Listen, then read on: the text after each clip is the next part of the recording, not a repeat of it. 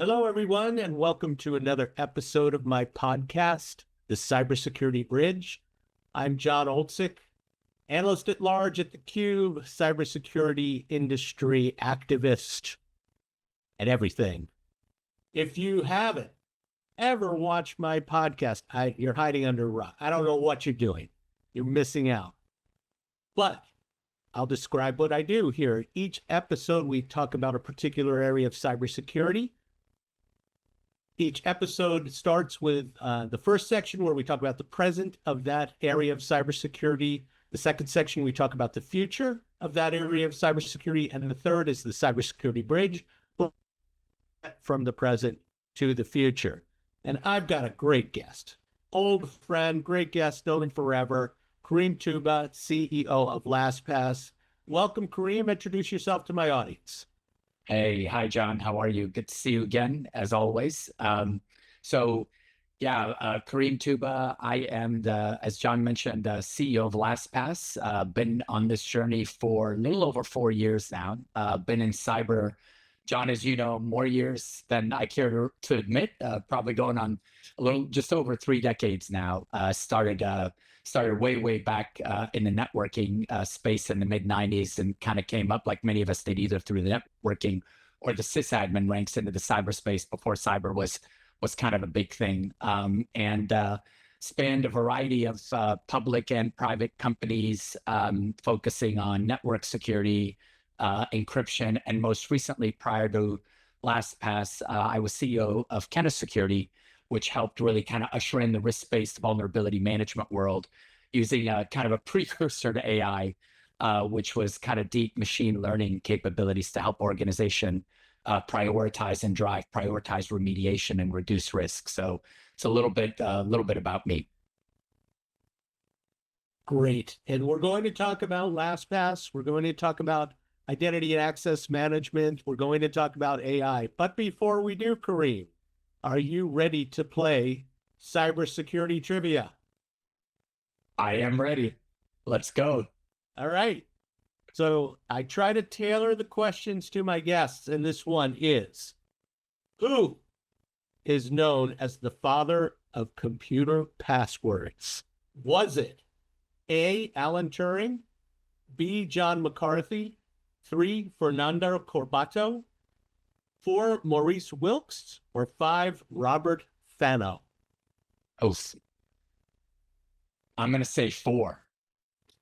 4, Maurice Wilkes. I like to do that sound, as you can tell. That's all right. No, and this is a really hard one, esoteric one. I like the history of our industry, so I didn't know who it was. I knew where it came from. The answer was Fernando Corbato. And he led the development of the CTSS, which stands for Compatible Time Sharing System, at MIT. And it happened in 1961. So live and learn, Karim. Live and learn. Now you can ask other people that question. But let's start. So identity and access management, I always start with a general question. What's the status of that? So answer that question, but also put a particular spin on the small to medium-sized enterprise, small to medium-sized business market, where you tend to specialize. Yeah. So look, I mean, identity and access management is something that's obviously been around for some time, and it's got some core components to it, right? It usually starts with an identity platform or an IDP that gives you the capability to really kind of marry policy along with the attributes of all the users that are within that directory structure, and then layer in all the authentication policies on top of that. Whether people are using single sign-on, whether people are using multi-factor authentication. And it's a space that has been around for quite some time, and candidly hasn't seen a lot of change up until probably a little while ago, when we started to usher in new modes like Passkeys to really help facilitate and reduce the friction that organizations have relative to how they authenticate into systems. So something that's kind of been tried, true, and tested for a while, with a little bit of innovation, I would say, kind of around the fringes. Obviously, with the modern day AI coming upon us, with all the AI work that's been that is being done. There's opportunities to drive kind of a renewed level of innovation, not just for users, but ultimately for authentication of agents, which is an area many people are kind of focused on. But it does serve as the core backbone to the various aspects of businesses, because it really is tied to the policy construct that is just so fundamental to driving an overall security policy. It's also important to remember that if you look at any kind of retroactive reports on an annual basis, the Verizon DBIR, the data breach incident report, is still tends to be somewhat the gold standard that people look at. Identity and identity-related thefts and credentials continue to bubble up to one of the top issues. So it means that organizations still have a lot of work and hygiene to do in that particular area. As it relates to SMB and mid-market, and candidly even enterprise, it is surprising sometimes the amount of work that still needs to be done in and around identity and access management. We see this all the time at customers, where we see areas where they're extremely buttoned up from an identity perspective. They've got strong authentication capabilities, including SSO and MFA. They're leveraging Passkeys for critical applications wherever they can. They've got strong policy enforcement and identity detection capabilities, but they typically do it for their more privileged users first. And then, if you think about concentric circles, if you will, at the core where the privileged users are, they're typically buttoned up, but as you go out from that radius, it tends to get more and more loose. And obviously today, so many people are accessing so many different applications and data sets that it becomes really paramount to really make much more meaningful investments in the area. Well, let me go back to something you said about the lack of innovation or lack of change in identity and access management. So when I was an analyst, we used to say it's the area that everyone owns and no one owns. And there was a certain amount of intransigence in that it's just so hard to change because you have different identity systems, different directories, things like that. Has that changed? Has security become more of a driver in securing or building a modern identity infrastructure? Yeah, I mean, look, one thing that we do see, and again, this is across the board from small and medium-sized businesses all the way up to enterprises, is that people, by and large, at this particular point in time, have really settled on a core set of infrastructure capabilities, and a lot of that is kind of rooted in the core identity providers, so sort of what people will know and refer to as an IDP. So that will be something like an Okta or Microsoft Entra ID. And that is great because it does give you kind of like a centralized sort of point of control where you have all of your users, you have your associated policies, and oftentimes you have authentication structures that are associated with that. And it also serves as the framework for the policy that you roll out within the organization. So from a foundational perspective, I think I would say over the last probably decade, many organizations have really kind of settled, implemented a core set of infrastructure technologies. For organizations that are a little bit larger, more mature, mid-sized markets, upwards of enterprises, we have seen identity teams. So we do see teams within security, as you know, they're often segmented across kind of different domains that they own. You'll have an endpoint security team, a network security team, and a core identity infrastructure is certainly a part of that. But I think, candidly, one of the things that has ushered that in are companies like Microsoft that have done a pretty good job packaging their software licenses in such a way that Entra ID becomes such a core part of their licensing model and the associated attributes. And I think that has helped organizations adopt a minimal baseline, if you will. Yeah, I'm seeing that too. And so let me ask you this. I did speak to someone from Microsoft at RSA, and they said, well, we don't have passwords anymore. We just log on using passkeys. And that seems like a attractive future for organizations, but it's not so easy. Microsoft's a big company. They have things that they can do. So where are we in that transition from passwords to passkeys? What are the holdups there, and what's driving any change? Yeah. Okay. So if you back up, you got to remember that implementation of Passkeys is both a client and a server side or an application side implementation. So it is important to understand that, because the way implementation of Passkeys work is that you have to have a server side change to enable the support of both the creation of the passkey itself, but also the subsequent authentication piece. And so as a result, there is a fair bit of work that has to be done, right? This is kind of not too dissimilar from various technologies that had to be implemented both on the server side and also on the client side. So when vendors like ourselves and others tout support for passkeys, it's not that simple. It means that we actually support passkey storage, passkey creation, and passkey support within the client side for authentication. But then what we're using it to pass into has to support the passkey infrastructure as well. So oftentimes that's the holdup. And of course, not every application supports passkeys. By the way, this is not too dissimilar to what we saw with SAML, right? For single sign-on. And here we are, I don't know, what is it, 12, 13, 14, maybe even as close as 15 years from the original SAML 1.0 specification and rollout. And here we are, and we see applications all the time that don't fully support SAML, partly because of economic reasons, partly because of technical reasons, partly because of reasons related to the application providers themselves. And so, like every transition in technology, we believe this is a multi-year transition. I think the way we tend to view it is that we tend to look at it through the lens of, we will have a period of time, probably over the course of the next 5+ years, where users will actually be using both passkeys and passwords. And what you want to do is, especially in the world we're in today on the password management side, is you want to create vaults that can support both. And the user should be no worse for the wear. Once they log into the vault, they really shouldn't care whether they're passing a username and a password or they're passing a passkey to authenticate to their favorite application. Yeah, certainly. We want to make it frictionless for the users, and we've been saying that for a long time.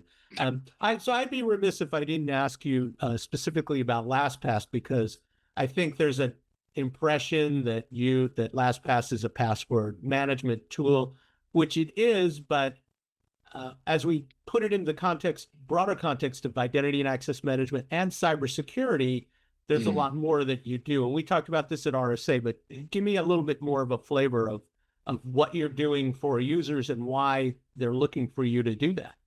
Yeah. So the history and legacy of the company is clearly password management. And by way of background, so I've been with the company a little over 4 years now. The company originally started in the password management space. And about 2 years ago, I think we kind of got to the point where we really wanted to take a look at what we could do to kind of broaden and, more importantly, leverage the privilege of the footprint that we have, which is originally deployed as an extension in the browser. And one of the things that became very clear to us that was super interesting is that we have a footprint that allows us to effectively see all the web traffic within the browser. And we do something called parsing the DOM, which is the technology, the underlying implementation of our technology that allows us to do the autofill within the browser. And so that gives us the capability to see all the web traffic. And so we looked at that and we said, wow, there's some really interesting applications of what we could do with no additional deployment of a footprint. So the first thing we did is we actually leveraged that extension to build full visibility into the applications that are being used within the browser. Most notably, and initially about 1.5 years ago, SaaS applications. So without deploying any additional capability, the product we launched just about 1 year ago, back then had given you full visibility into every single application that a user is using in the browser. But more importantly, because we parse that DOM, we can actually link the application and not just tell you what application we're using, but we can actually tie it to the authentication mode. We can tell you some really important pieces of information. Who's the user? What credentials are they using to log in, meaning what email, what account? Are they using single sign-on? Are they using MFA? Are they using a username and password? Are they using Passkeys? And furthermore, we can tell you if they are using usernames and passwords, are they vaulted? And is that vaulted credential corresponding to the policy that you have? That policy being something like, randomness, strength, length of the characters within the password that conforms with your acceptable use policy of password creation.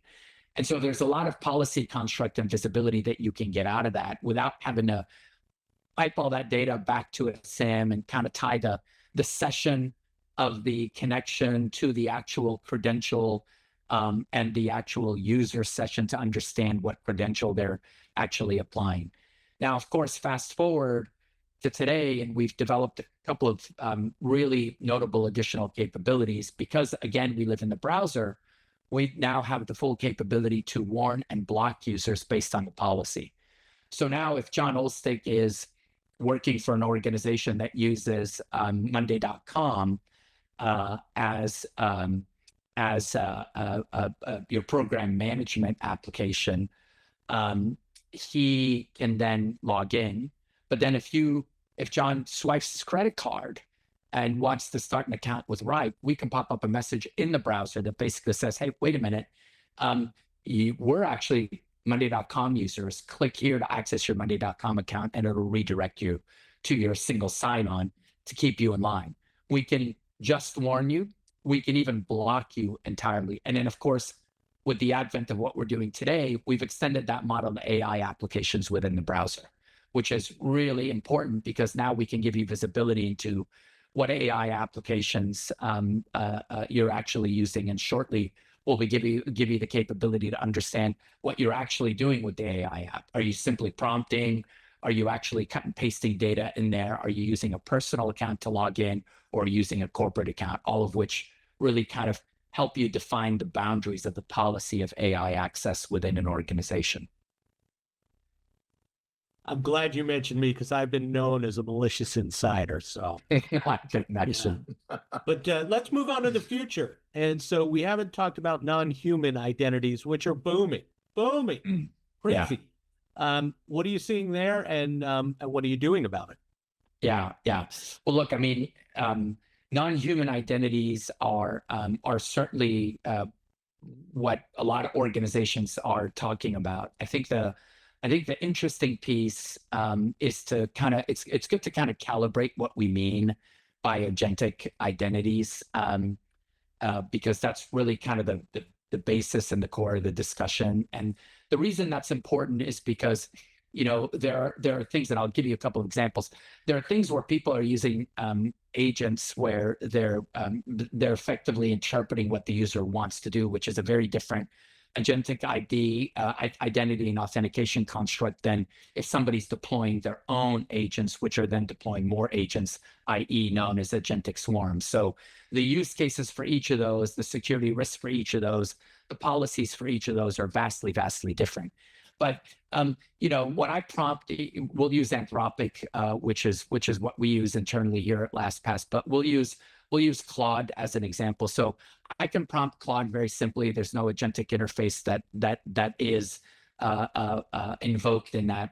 But when I start to engage with prompt and let's say co-work, and Claude then has an agentic framework, if you will, or will do agentic work on my behalf per the definition of an agent, where they will reach out to everything from the web to various different data sources to get data on my end and give me an interpretation. So there's already kind of like agentic capabilities that are assuming the role of the user that are built into the LLM application models that we use today. Further to that, there is an entire identity construct related to agents that are actually being built either by third parties. So, the ServiceNow agent capabilities, Agent Force is another example. And then, of course, people that are developing agents within the organization themselves to automate some of the things that they may have initially done from a prompting or skills perspective that are moving aggressively into the agentic world. Each of those cases, in many ways, requires that organizations are ultimately able to answer three fundamental questions. And here's the irony. The questions that are to be answered are kind of identical to what we've talked about in the human identity world, with obviously some very, very different variations on how you implement. But it's basically who, what, and how, right? Who is the user that is accessing the data, and what account are they using? What application and model are they accessing, and what form, right? Is it through an MCP server, or is it direct access to the data? And what are they doing with it, right? What data are they actually accessing?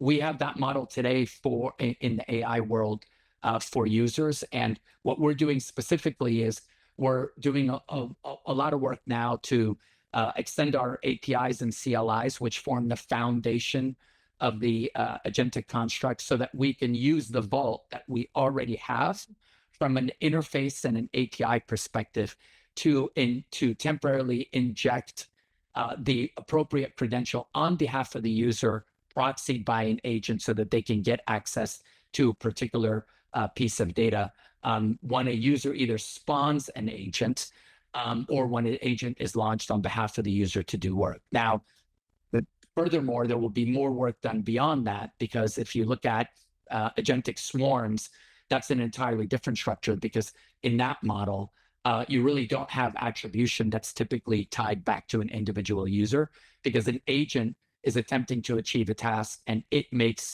has the authority and makes the decision to actually enable additional agents to then go do work on behalf of the parent agent. And it's that structure that requires the same fundamental questions to be asked, which is, what agent is accessing the data? How are they accessing it? And what are they doing with the data themselves? And aggregating that to provide control and visibility is really kind of the core of what many of us are working on in the industry as a whole.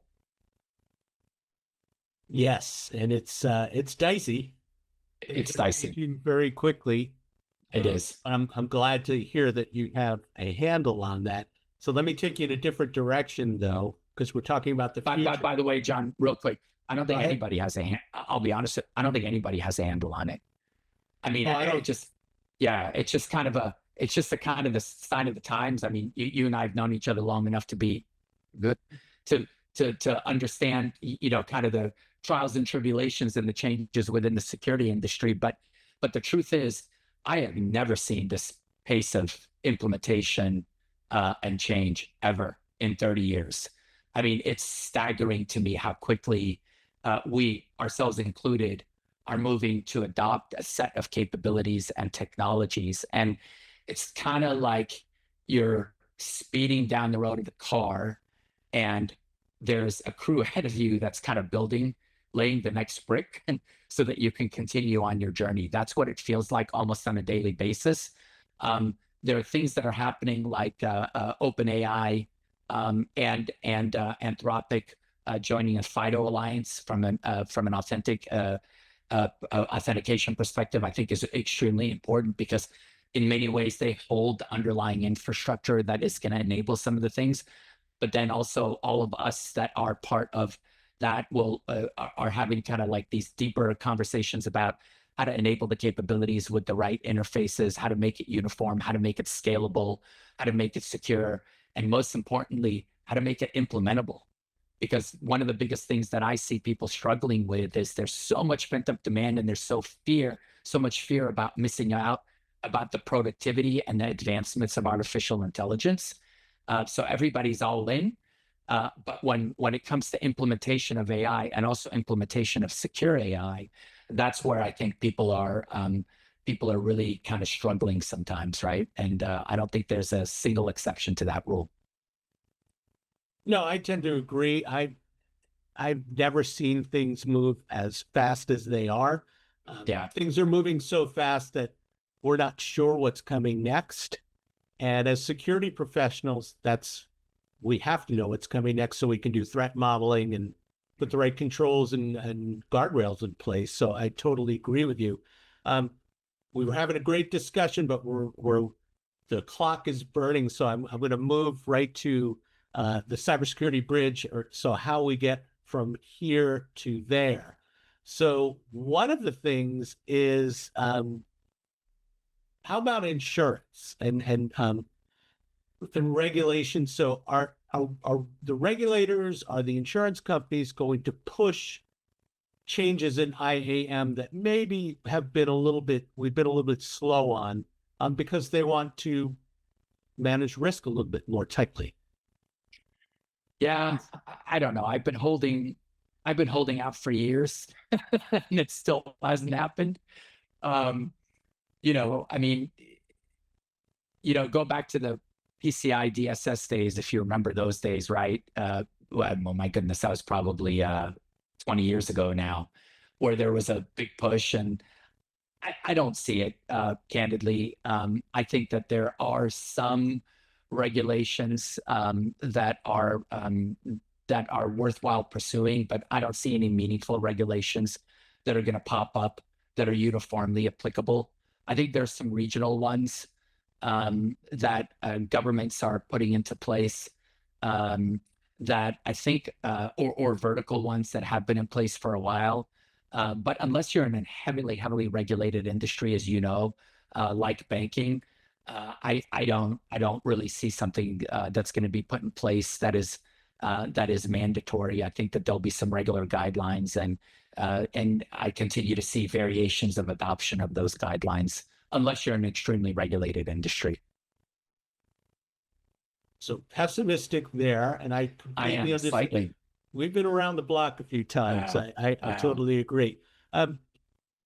There's this, to me, there's this these competing initiatives or competing trends. So one is, with AI, we're going to have much better knowledge. We can make real-time decisions, for instance, just-in-time authentication, or make those changes. But those have to be guided by governance and policy. So how do we balance those two? How do we make sure that just because we can do something, that we use it to our advantage, rather than, I mean, I've seen this for years, people just, who needs access to this? Well, I'm not going to go through that, check. How do we do that? How do we balance those two areas?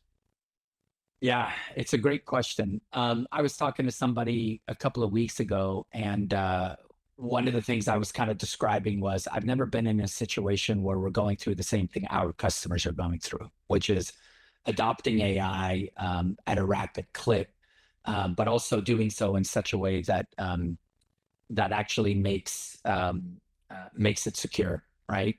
And so the recommendation I always give customers was, if you can start with policy first, great. But more often than not, we don't see that, right? We see so much pent up demand for AI utilization in this particular case, given what we talked about earlier, that policies are typically structured afterwards, because it's hard. It's hard to understand what to implement unless you have a very clear AUP, or an acceptable usage policy within the organization, that then creates the appropriate guardrails for what people are implementing. So the recommendation we make more often than not is, if you can't start with policy first, take a minute, step back, quickly define a clear policy, and then that will give you the guardrails to really basically understand what you should be giving access to whom, from a data structure perspective. Look, there are things that have a lot of structure around them, particularly within AI. When we implemented skills through an MCP server, it was a first opportunity for us to really kind of step back and say, okay, how do we want to enable access to data when we're going through a proxy layer, and how do we want to do it that aligns with the policy? And only when we implemented that did we get a better understanding of what the real security risks are.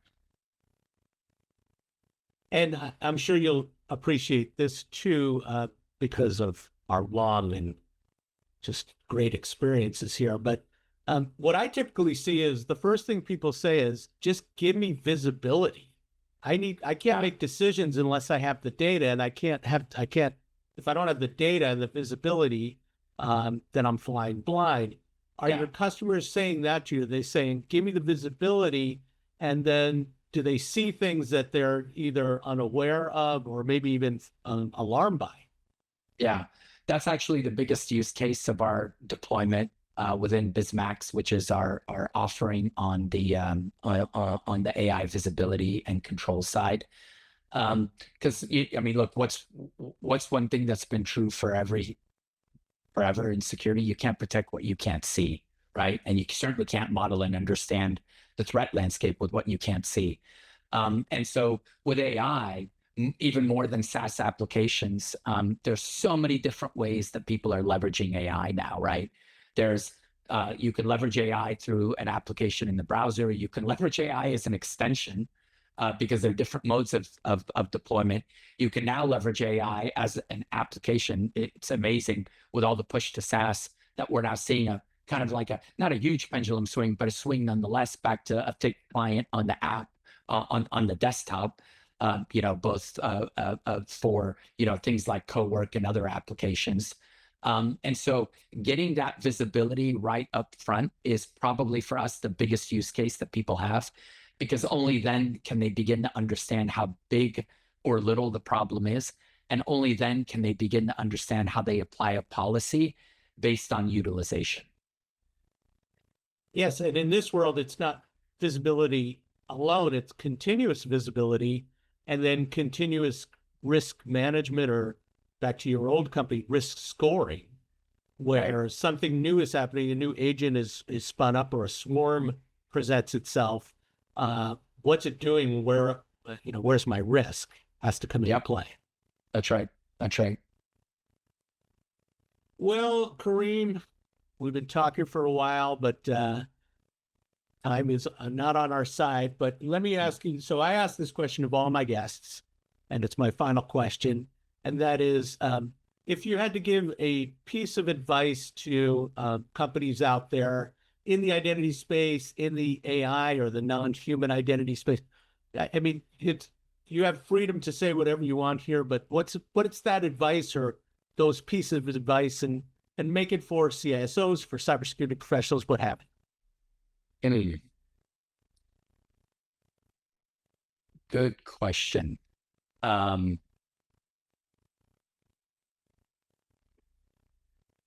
Well, I would say the advice is drawn from our implementation and deployment. And what I would say, especially about the cross-section of the adoption of AI in security, is be incredibly clear about the goal of AI adoption and the associated security implications. I think one of the biggest things that I see when I talk to customers is that there's so much demand and hype around artificial intelligence that people are rushing in and without a clear understanding and view of what it is that they're trying to achieve. Are they attempting to build products faster and drive better outcomes for their customers if they're in the technology space? Are they trying to drive better customer experiences? Are they trying to drive growth? Are they attempting to reduce the bottom line? Because my biggest concern that I have, and which is why I give this advice, and this is kind of born from our experience of implementing AI over the last, I would say, 9 months or so, is that organizations are running into this so fast that they're because they don't want to miss out, they haven't clearly defined what they're attempting to achieve. Yes, that's sound advice. I'm seeing the same thing. We're chasing opportunities, and we're not. Yeah, we don't have a clear visibility there. The other thing I'd say, and I lied. This is if you can make your answer kind of brief here, but there's this whole notion of identity as the new control plane. And I think that users really have to have a strong understanding of what that means, or what that means in their environment. Because I think if you don't know, if you haven't answered those questions, then it's rhetoric. It's really nothing. It's meaningless. So how would you respond to that? Yeah, I mean, look, I would agree for users, but the reality is we're stepping in a world where you're going to have lots of users assisted by many agents, right? That's clear. And so the interesting question that I think still needs to be answered collectively as an industry is what does that mean in the what is the corollary to that in the agentic world, right? And that's going to be driven through APIs and policies and elements of infrastructure across the ecosystem, and not the sort of traditional things that we would do with users, right? I mean, clearly, we're going to step into an era, whether it's a month away or 20 months away, where you're going to have many more agents within an organization that you have employees. Very true. Yeah. And when that happens, I'll have you back on the podcast and we'll review what we said. Maybe we were right. Hopefully we're right, but maybe we can talk about what we were wrong. We'll see. But Karim, old buddy, old pal, thanks for participating and being a guest on my podcast. All right. Good to see you as always, John. Thank you. Good to see you too. Will I see you at Black Hat if I go? I will not be there this year. No. Okay. Well, Las Vegas will certainly miss you. But for my audience, thanks for watching the Cybersecurity Bridge podcast, and see you again in a couple of weeks.